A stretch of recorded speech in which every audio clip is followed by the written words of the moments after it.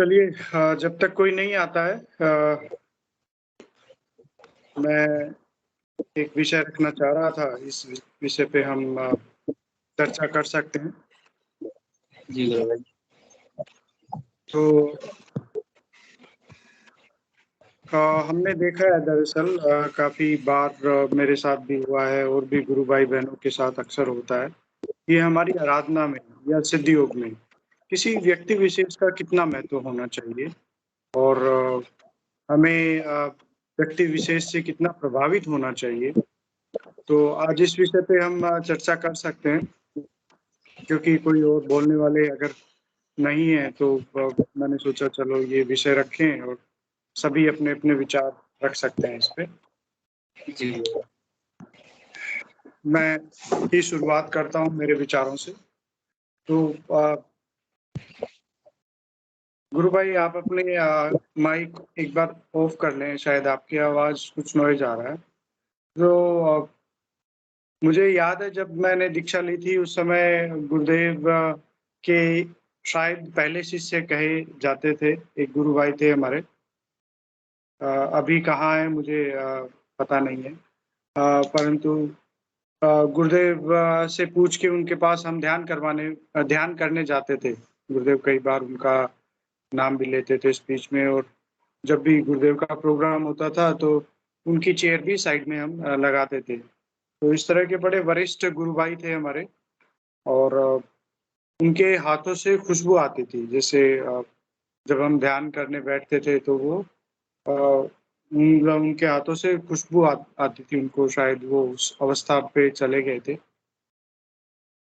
परंतु अ, बाद में उनसे एक ऐसी गलती हुई जिसकी वजह से फिर गुरुदेव ने स्वयं ही उन्हें आश्रम से उनके कह दिया, भई आप अपने घर पे ही ध्यान करो, आपको यहाँ पे आने की आवश्यकता नहीं है। तो इस बात से मेरा तात्पर्य यह था कि हम क्योंकि इतना समझते नहीं थे, हमारी कहीं न कहीं आस्था, एक सम्मान होता है, एक आदर होता है, एक आस्था होती है। जो गुरु भाई थोड़ा अधिक आराधना में आगे हैं, या हमें लगता है ऐसा कि वो आगे हैं, तो उनसे हमारी एक आस्था अ, बनी हुई थी।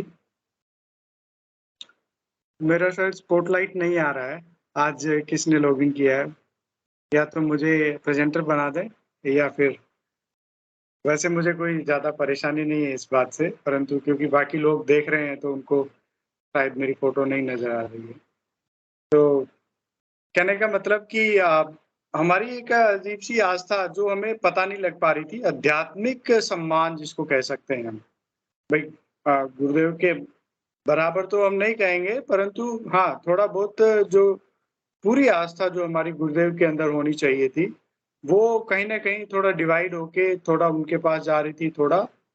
परंतु जैसे ही ये घटना हुई तो ऐसे एकदम से हमें बड़ा अ, शॉक लगा कि क्या हो गया है? मतलब वो व्यक्ति ऐसा कैसे कर सकते हैं? वो तो आध्यात्मिकता में बहुत आगे थे, ऐसा कैसे संभव है? परंतु ये हुआ।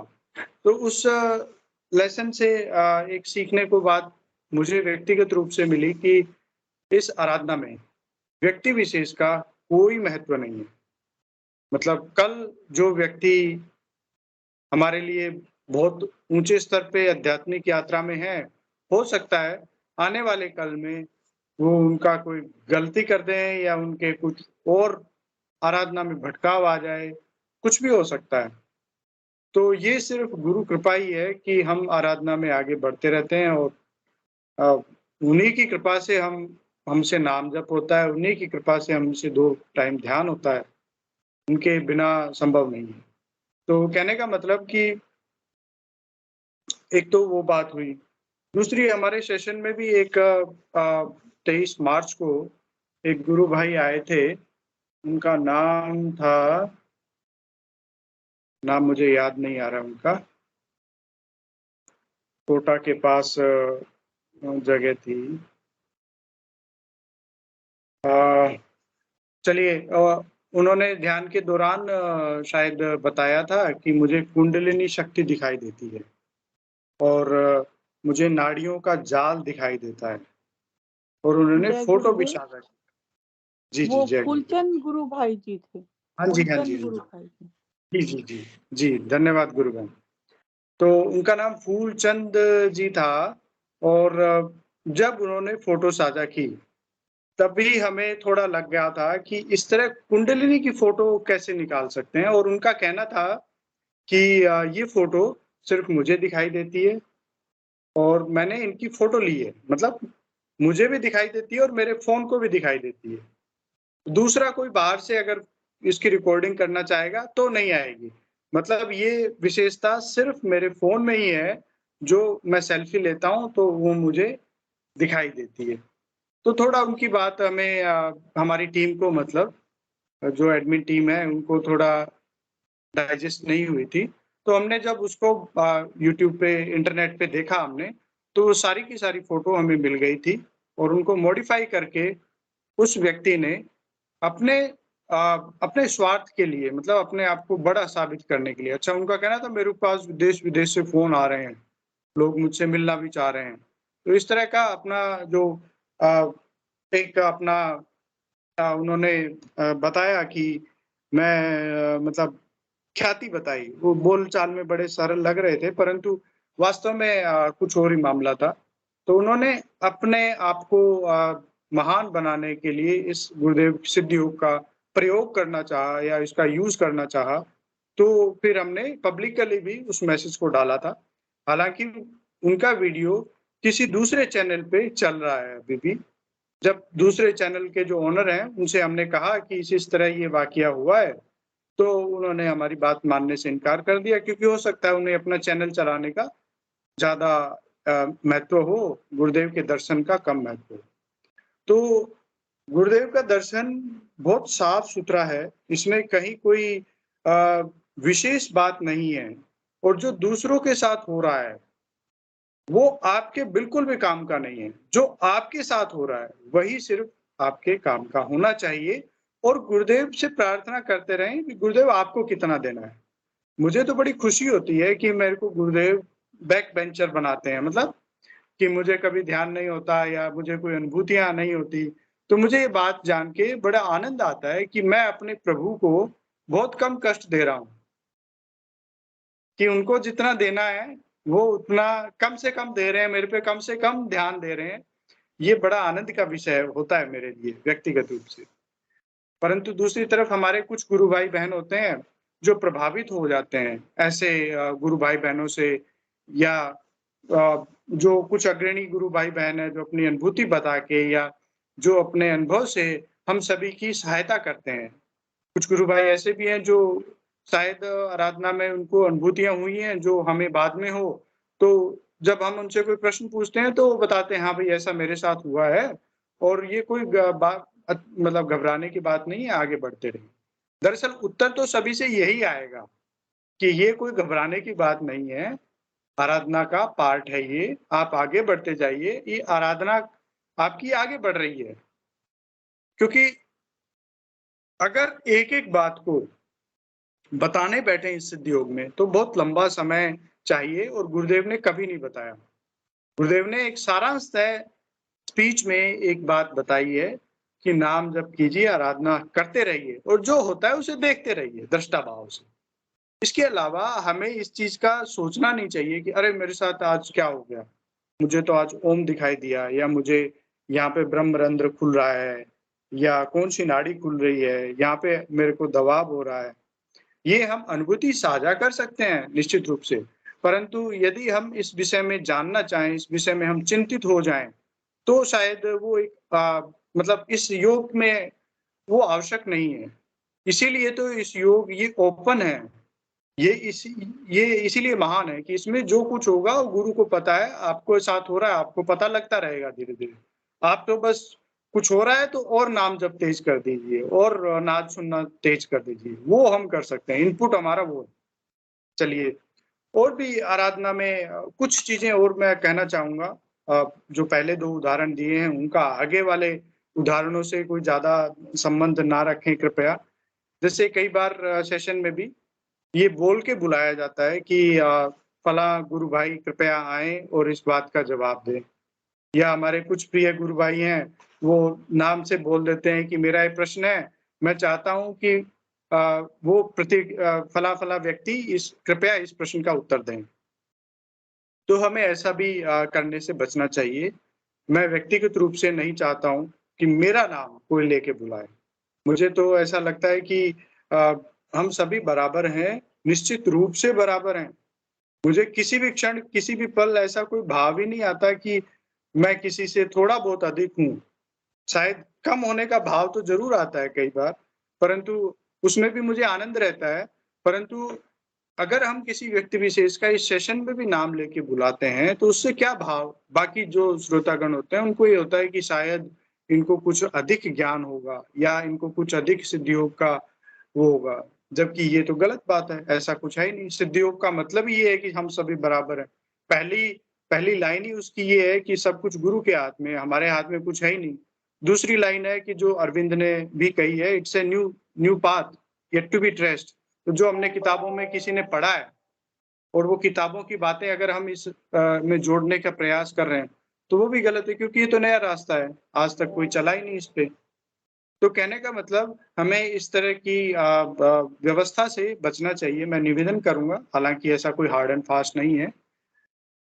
यदि वो व्यक्ति जैसे कोई व्यक्ति अगर चाहता है कि मैं उस किसी पर्टिकुलर विषय पे बोलूँ, तो अगर मैं सेशन में हूँ, तो मेरा कर्तव्य है कि मैं स्वयं अगर मुझे लगता है कि वो विषय अभी तक सिद्धियोग के मापदंड से पूरा नहीं हुआ है, उसमें कुछ और ऐड किया जा सकता है सिद्धियोग के अनुसार, तो ये मेरा कर्तव्य भी है कि मैं उस पे बोलूँ, अगर गुरुदेव की कोई बात उसमें ऐड करना चाहते हैं। वैसे हम गुरुदेव की बात ही करते हैं, मतलब गुरुदेव का सारा मैटर गुरुदेव का ही रखते हैं। तो ये मेरा कर्तव्य है और किसी को नाम लेके बुलाया नहीं जाना चाहिए। मतलब ये हमारा कर्तव्य है, हम प्रेम से आएँ, प्रेम से बोलें हम सभी, तो वो एक अच्छा लगता है। एक तीसरा इसमें एक बात बिंदु और मैं ऐड करना चाहूँगा, कई बार क्या होता है हमारे कुछ गुरु भाई-बहन एक विशेष अवस्था में होते हैं। एक विशेष अवस्था में होते हैं जिसमें उनका अ, अलग-अलग आध्यात्मिक अवस्था मैं कहूँगा, जिसमें आपको कविताएँ गाना अच्छा लगता है, आपको भजन गाना अच्छा लगता है। इस तरह की चीज़ें हमें अच्छी लगती है और वो क्योंकि हृदय से निकलती है, इसलिए वो मतलब सभी को श्रोतागण को भी उससे मतलब प्रभाव मिलता है उससे। परंतु देखिए गुरुदेव स्पीच में कहते हैं कि कथा प्रवचन, मैं भजन भी इसमें ही ऐड करूँगा या कविता भी, कि ये सब बाहरी चीज़ें हैं। जब तक सुनेंगे तब तक हमारे को उसमें मतलब एक ऐसा वाक़या भी हुआ था कि गुरु भाई का भजन गा रहे थे कहीं, तो वो किसी दूसरे साधिका का ध्यान लग गया उससे गहरा। निश्चित है, जब कोई आपको हम कोई भजन बाहर से सुन रहे हैं, तो हमारे भाव उस गायक के भाव से मिल जाते हैं, हमें लगता है कि हम ही गा रहे हैं और हमारे भाव तीव्र हो जाते हैं। परंतु हमें इस चीज़ को समझना चाहिए कि वो एक बाहरी साधन है, हमारा वो क्षणिक समर्पण बढ़ाने का, वो परमानेंट नहीं है। सबसे अच्छा तो है हम नाम जप को सघन करें, नाम जप के सहारे ध्यान की गहराई में उतरने का प्रयास करें। भजन, संगीत, गाने इनसे हो सकता है हमें एक बार मिल जाए परंतु परमानेंट नहीं होगा वो। हमें परमानेंट की तरफ बढ़ना चाहिए, ऐसा मेरा व्यक्तिगत मतलब मानना है। हो सकता है आपको यदि भजन से ही अच्छा लग रहा हो, आप वैसा ही करना चाहें तो आप स्वतंत्र हैं, परंतु गुरुदेव ने कभी ऐसी कोई बात नहीं रखी।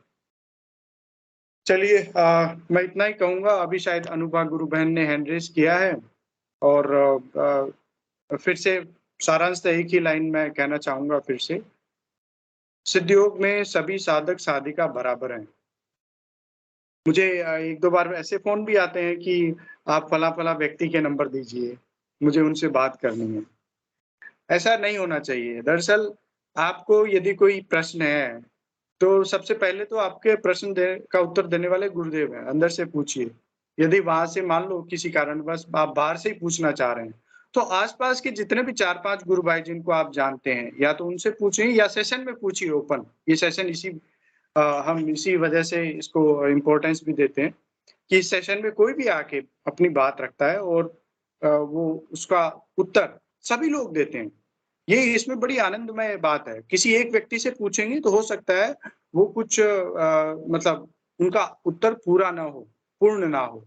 परंतु क्योंकि सेशन में सभी लोग होते हैं और सभी गुरु भाई बड़े काफ़ी समय से आराधना करने वाले भी हैं इसमें, तो एक तो हमें ये फ़ायदा होता है कि कोई दूसरे के साथ वैसा हुआ हो तो हमें उत्तर मिल जाता है। दूसरा डिस्कशन होता है, सभी एक मतलब चर्चा करते हैं। तो एक व्यक्ति कोई बात कहता है, दूसरी फिर कोई और भी कहते हैं, तो वो एक पूर्णता की तरफ बढ़ते हैं। या फिर आप अपने आस-पास भी किसी से पूछ सकते हैं। कोई भी व्यक्ति महान नहीं होता, महान आप स्वयं हैं और आपको गुरुदेव महान बनाने के लिए गुरुदेव आए हैं, तो हमें स्वयं को महान बनाना चाहिए और नाम जप में और उसमें हमें आगे बढ़ना चाहिए। तो अ, अंततः यही कहूँगा कि अपनी श्रद्धा जो हमें जाने-अनजाने में व्यक्तियों में या किसी और चीज़ में डिवाइड हो जाती है, उसको पूर्णतः 100% हमें गुरुदेव में लगाना चाहिए। जय गुरुदेव।